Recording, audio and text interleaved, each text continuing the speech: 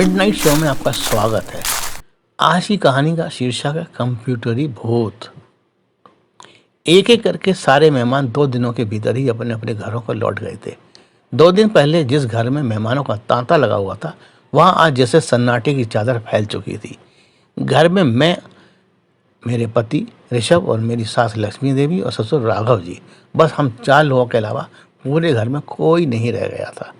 2 मंजिले मकान में छाया सन्नाटा जैसे मुझे खाने को दौड़ रहा था।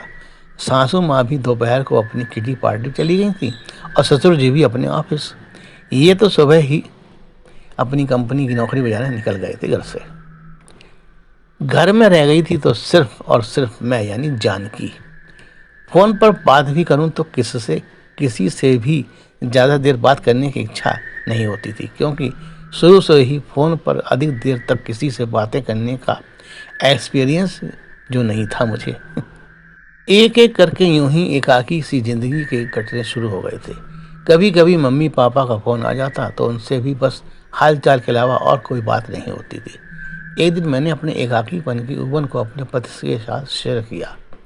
ऋषभ बोले, तुम चाहो तो कोई नौकरी ज्वाइन कर लो टाइम पास के लिए, या मैं ही बात करता हूँ तुम्हारे लिए किसी अच्छी कंपनी में, जिससे तुम सारा दिन बोर ना हुआ करो। ऋषभ की बात से मुझे जैसे कुछ संतुष्टि मिली और मैं एकाकी ज़िंदगी जीने का प्रयास कर अपना समय काट रही थी, यही सोचकर कि एक दिन ऋषभ मेरे लिए भी किसी कंपनी का ऑफर लेकर आएंगे और मैं भी इस एकाकी जीवन से मुक्ति पा लूँगी। मेरी सोच सकारात्मक निकली और 1 हफ्ते बाद ही ऋषभ ने मुझसे कहा कि जानकी, तुम्हारे लिए मैंने अपनी कंपनी के पास ही एक दूसरी कंपनी में बात कर ली है। डाटा एंट्री का काम है। तुम टाइपिंग तो जानती ही हो। मैंने कहा, टाइपिंग हाँ अच्छे से जानती हूँ। दूसरे दिन ही मैं ऋषभ के साथ अपना इंटरव्यू देने चली गई। इंटरव्यू क्या, बस एक फॉर्मेलिटी थी, क्योंकि ऋषभ को तो वहाँ सब जानते ही थे। मैंने उसी दिन अपनी नौकरी ज्वाइन कर ली। बॉस ने मेरी सीट दिखाकर मुझे बधाई दी। अभी मैं अपनी सीट पर बैठी ही थी कि एक लंबा सा लड़का आया और मुझे एक फाइल देते हुए बोला, सर ने ये फाइल भेजी है, कहा है इंटरकॉम से उनसे बात कर लें। मैंने उसको रोके कहा और फाइल उससे लेकर उसे खोल कर देखा। उसमें कुछ पेजेस थे, शायद उन्हें टाइप करना था। मैंने इंटरकॉम से बॉस को फ़ोन लगाया और फ़ोन की घंटी बजते ही बॉस ने बड़े प्यार से कहा, हेलो जान, कैसी हो? मैंने कहा, ठीक हूँ सर, आप कैसे हैं? उन्होंने कहा, मैं ठीक हूँ। हाँ, मैंने एक फ़ाइल भेजी है, मिल गई? मैंने कहा, जी मिल गई, बताइए क्या करना है? बॉस ने कहा, ये एक सीक्रेट फाइल है, इसे टाइप करके फाइल को अपने पास अपने सिस्टम पर सेव कर लो, जिससे इसे कोई भी और ना देख सके। मैंने कहा, जी सर, कर लूँगी।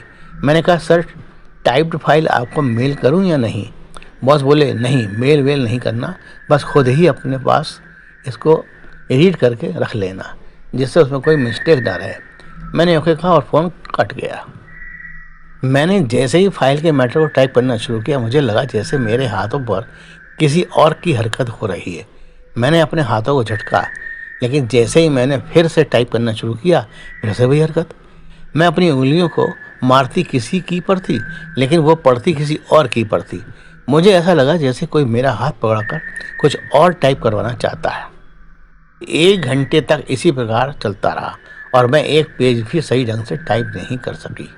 तभी बॉस का फ़ोन आ गया। पूछा, जान, अगर मैटर टाइप हो गया तो फाइल वापस भिजवा दो। मैंने कहा, सर पता नहीं क्या हो गया है, मैं टाइप कुछ कर रही हूँ लेकिन होता कुछ और है सिस्टम पर। समझ नहीं आ रहा ऐसा क्यों हो रहा है। सर बोले, अभी मैं IT के लड़के को भेज रहा हूँ, हो सकता है सिस्टम में कोई प्रॉब्लम आ रही हो। और फ़ोन कट गया। कुछ ही मिनट में एक लड़का आया और मुझसे पूछा, क्या प्रॉब्लम है मैम आपके सिस्टम में? मैंने कहा, भाई पता नहीं क्या हो रहा है, मैं की कोई दबाना चाहती हूँ लेकिन दबती कोई और की है। मेरी बात सुनकर मैं हंसते हुए बोला, ऐसा कैसे हो सकता है, आप जो की दबाएंगे वही टाइप होगा। मैम अभी मैं देखता हूँ। फिर उसने कीबोर्ड उठाते हुए उस पर टाइप करना शुरू किया। वह जो टाइप कर रहा था वह एकदम सही हो रहा था। वह बोला, देखिए मैम, सही तो हो रहा है। मैंने कहा, पता नहीं मेरे साथ ही ऐसा क्यों हो रहा है। मेरी बात सुनकर मैं बोला, मैम आज आपका पहला दिन है, शायद आप नर्वसनेस फील कर रही हैं, इसीलिए ऐसा हो रहा है। वैसे सिस्टम में कोई ख़राबी नहीं है। ओके, मैं चलता हूँ, मिस चांदनी के सिस्टम को भी कुछ प्रॉब्लम आ रही है, उसे भी देखना है। मैंने कहा ओके। वह लड़का चला गया और मैं फिर से टाइप करने लगी। इस बार कुछ गड़बड़ नहीं हुई। मैंने मात्र 10 मिनट में फाइल के चारों पेज टाइप कर दिए और फाइल बॉस के पास वापस लौटा दी। सिस्टम अभी ऑन ही था। मैं अपने टाइप किए हुए मैटर को रीड कर रही थी, तभी मैंने देखा कि कोई चेहरा कंप्यूटर स्क्रीन पर उभर रहा है, जैसे कोई वीडियो अपने आप ऑन हो गई हो। मैंने उस वीडियो को बंद करना चाहा, लेकिन वह किसी भी ऑप्शन से बंद होने का नाम ही नहीं ले रही थी। मैंने फिर उस वीडियो को में दिख रहे चेहरे को ध्यान से देखा। वह हंस रहा था और कुछ कहना चाह रहा था। मुझे कुछ ऐसा लगा जैसे वह मुझसे कुछ कहना चाहता है। मैंने सोचा हो सकता है ऑफिस में कोई ऑनलाइन कनेक्शन हो जिससे ऑफिस का कोई मैसेज डिलीवर किया जाता हो। मैंने अपनी टाइप्ड फाइल को मिनिमाइज कर दिया और उस वीडियो वाले चेहरे को देखने लगी। वह हंसे जा रहा था। कंप्यूटर के स्पीकर केवल उसके हंसने की आवाज़ आ रही थी। कुछ देर वह यूं ही हंसता रहा और फिर अचानक ही वह गायब हो गया। जैसे ही वह चेहरा गायब हुआ, मैंने अपनी फाइल को फिर से अब पढ़ना शुरू कर दिया। अभी मैंने एक पेज ही पढ़ा था कि वही चेहरा फिर से कंप्यूटर स्क्रीन पर आ गया और बोला, जानकी, लगता है पहचाना नहीं। मैंने कहा नहीं, कौन है आप? वह बोला, कोशिश करो, याद आ जाएगा। मैंने उसे ध्यान से देखा और अपने दिमाग पर जोर देकर उसे पहचानने की कोशिश की, लेकिन वह मेरी पहचान वालों में से कोई नहीं था। मैंने कहा नहीं, मुझे कुछ याद नहीं आ रहा कि आपसे पहले कभी मिली हूँ। वह बोला, याद करो, जब हम और तुम गगन सिनेमा से पिक्चर देख के निकले थे और अपनी कार में बैठकर जैसे ही हम दोनों खाना खाने के लिए रेस्टोरेंट की ओर बढ़े थे कि पीछे से एक तेज रफ्तार ट्रक ने हमारी कार में टक्कर मार दी थी। याद करो जानकी, याद करो। मैंने कहा मुझे कुछ याद नहीं आ रहा कि मैं आपके साथ कभी कोई पिक्चर देखने गई थी। तभी मेरे सिर पर जैसे किसी ने हिट किया और मैं जैसे किसी और दुनिया में चली गई। मेरी आंखों के सामने जैसे कोई चलचित्र सा चलने लगा। हम और वो एक कार में बैठे जा रहे हैं और पीछे से किसी ट्रक ने आकर हमारी गाड़ी में जोरदार टक्कर मारी और हम दोनों ही गाड़ी के अगले शीशे के अंदर ही जैसे घुस गए। मेरे सिर से खून बह निकला था। मेरी बगल में बैठे उस वीडियो वाले व्यक्ति के पेट में गाड़ी का स्टीयरिंग घुस चुका था और पेट से खून का फव्वारा निकल पड़ा था, जिसे देखकर मैं बौखला गई और मैं जोर से चिल्ला पड़ी। मेरी चीख से मेरे आसपास की सीटों पर काम कर रहे अन्य एम्प्लॉइज़ दौड़कर मेरे पास आए। बॉस भी अपने केबिन से भागकर मेरे पास आ गए और पूछा, क्या हुआ जानकी, सब ठीक तो है? सब ने देखा मैं पसीने पसीने थी।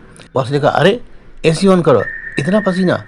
तभी कोई और बोला, सर एसी ऑन है, सर लगता है इन्हें कोई शॉक लगा है। बॉस बोले, शॉक? पर किसका? क्या कोई वायरिंग शॉर्ट है जिससे इन्हें करंट लगाओ? चलो चलो, इन्हें उठाकर केबिन में ले चलो यहाँ से। और राकेश, इस जगह को पूरा चेक करो, कहीं कोई वायर ओपन तो नहीं है। राकेश बोला, ओके सर। और वहाँ मौजूद सभी लोगों ने मुझे उठाने की कोशिश की। लोगों की बातें मेरे कानों में साफ सुनाई पड़ रही थी, पर मेरी आंखों की पलकें झपकने का नाम भी नहीं ले रही थी, ना ही मैं कुछ बोल पा रही थी। मेरी ये हरकत देखकर मेरे बॉस के भी पसीने पसीने छूट रहे थे। वे धीमे धीमे बुझा रहे थे, ये क्या हो गया जानकी को? आज इसका पहला दिन था और पहले ही दिन क्या जवाब दूंगा ऋषभ को कि इतनी लापरवाही के माहौल में अपने एम्प्लॉइज से काम करवाता हूँ। ओह, ये क्या हो गया? लोग मुझे अपने सहारे से पता नहीं कहाँ लिए जा रहे थे। कुछ ही देर में मैं ऑफिस के रेस्ट रूम में लेटी थी और एक डॉक्टर मेरा चेकअप कर रहा था। डॉक्टर ने मुझे कोई इंजेक्शन लगाया, इसके बाद मैं सो गई। जब मेरी आंख खोली तो मेरे पास मेरे बॉस और ऋषभ बैठे हुए थे। जैसे ही मैंने अपनी आंखें खोली, ऋषभ ने पूछा, कैसी हो जानकी, क्या हुआ? श्री ने मुझे फ़ोन किया तब तो मेरी जान ही निकल गई थी। जब मैं यहाँ आया तब तक तुम सो चुकी थी। बताओ क्या हुआ था?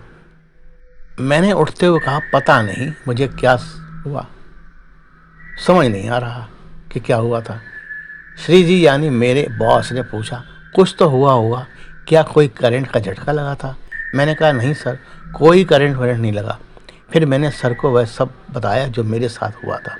मैंने ऋषभ और श्री जी को बताया कि जब मैं टाइप कर रही थी तो ऐसा लग रहा था जैसे कोई मुझसे ज़बरदस्ती कुछ और टाइप करवाना चाह रहा हो, लेकिन जब आईटी वाला लड़का सिस्टम को देख कर गया तब सब कुछ सामान्य हो गया और मैंने पूरी फाइल टाइप कर दी और फाइल आपके पास वापस भिजवा दी।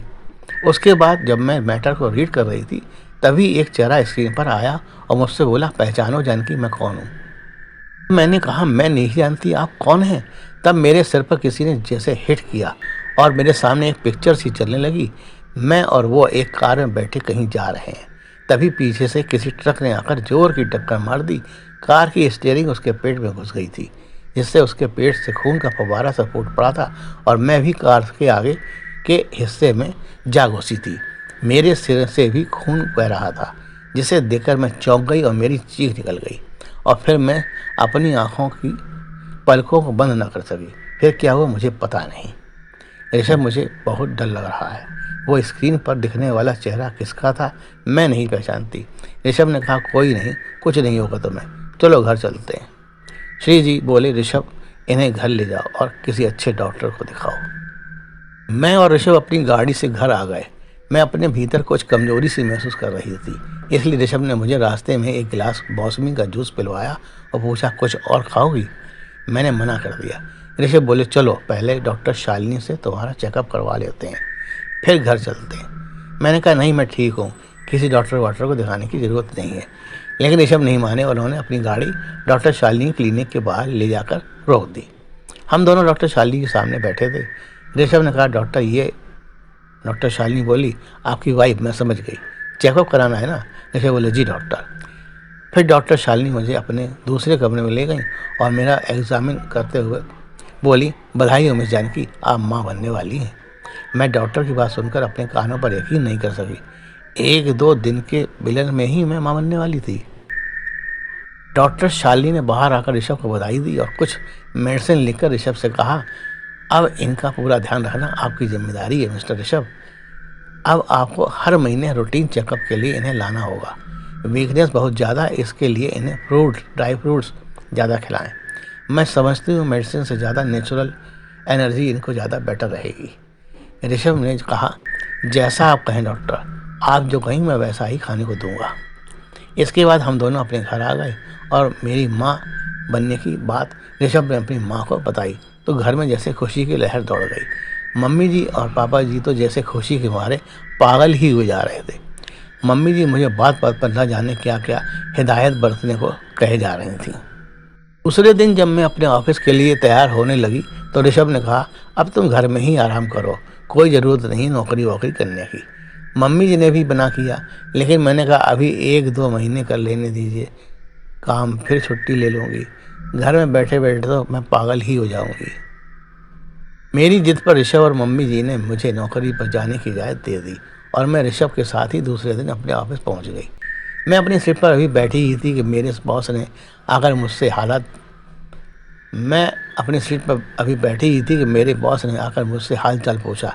मैंने कहा, जी मैं बिल्कुल ठीक हूँ, बताएं क्या करना है। बॉस ओके कहकर अपने केबिन में चले गए और कुछ फाइलें मेरे पास भिजवा दी। जैसे ही मैंने अपने कंप्यूटर को ऑन किया, फिर से वही कल वाला चेहरा कंप्यूटर स्क्रीन पर आ गया और हंसने लगा। मैंने अपने सामने रखे इंटरकॉम को उठाया और बॉस को फ़ोन लगाकर कहा, सर आज फिर से वही कल वाला।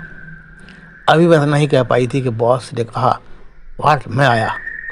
और पलक झपकते ही बॉस मेरे पीछे आकर खड़े हो गए।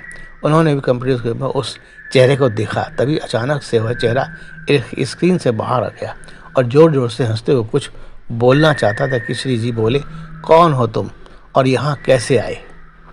वह बोला, मैं कौन हूँ, इसे छोड़ो यार, ये मेरी है, इसे लेने आया हूँ, बस हटो पीछे, मैं इसे ले जाऊँगा। और उसने श्री जी को धक्का देकर पीछे गिरा दिया। अब तक पूरे ऑफिस में हंगामा सा हो गया था। सारे लोग हमारे और श्री जी के पास आ गए। सब ने देखा कि वह श्री जी को धक्का देकर मेरा हाथ पकड़कर मुझे घसीटने की कोशिश कर रहा था। तभी ऑफिस के एक अन्य एम्प्लॉय जीवन ने मेरा हाथ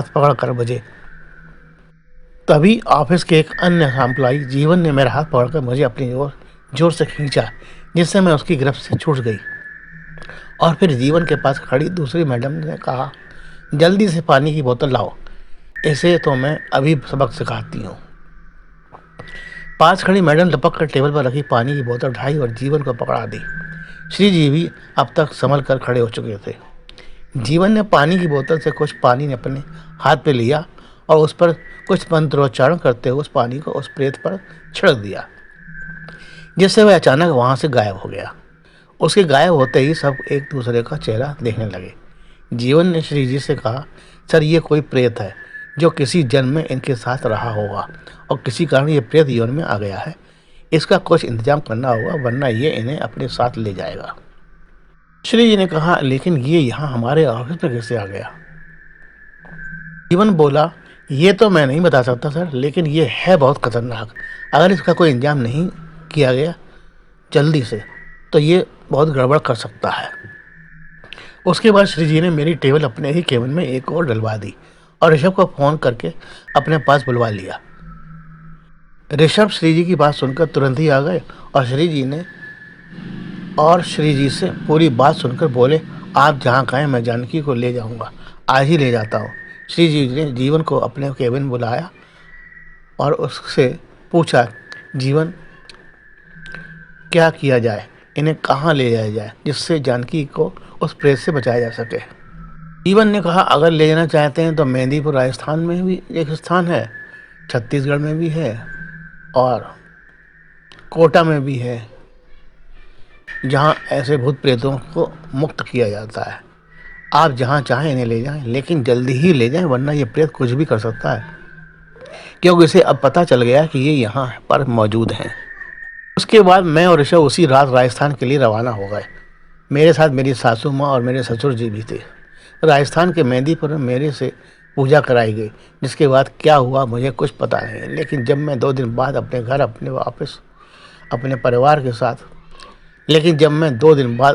अपने परिवार के साथ लौट रही थी, तब मैं अपने को काफ़ी हल्का महसूस कर रही थी। उसके बाद मैंने 3 महीने श्री जी के ऑफिस में काम किया। उसके बाद जब स्वीटी का जन्म हो गया, उसके 12 महीने बाद फिर से मैंने श्री जी के ऑफिस को ज्वाइन किया था। आज इस घटना को घटित हुए पूरे 20 साल गुजर चुके हैं, लेकिन जब भी मुझे वह दिन याद आता है तो मेरे रोंगटे खड़े हो जाते हैं हमारे डर के। बस बालाजी की मेहरबानी से और अपने सभी बड़ों के आशीर्वाद से मैं अपने जीवन की नैया ढोए जा रही हूँ। आज जब आपको मैं अपनी स्टोरी बता रही हूँ तो कहीं ऐसा लग रहा है कि कहीं से फिर से वो अनवान मेरे पास ना आ जाए, लेकिन मुझे यकीन है कि बालाजी के दूत मुझे सुरक्षित रखेंगे और मैं सुरक्षित रहूँगी। जय बालाजी महाराज की। इसी के साथ अरुण प्रकाश शास्त्री को इजाज़त दीजिए। नमस्कार। अगले मंगलवार पुनः मिलेंगे एक नई सत्य कथा के साथ।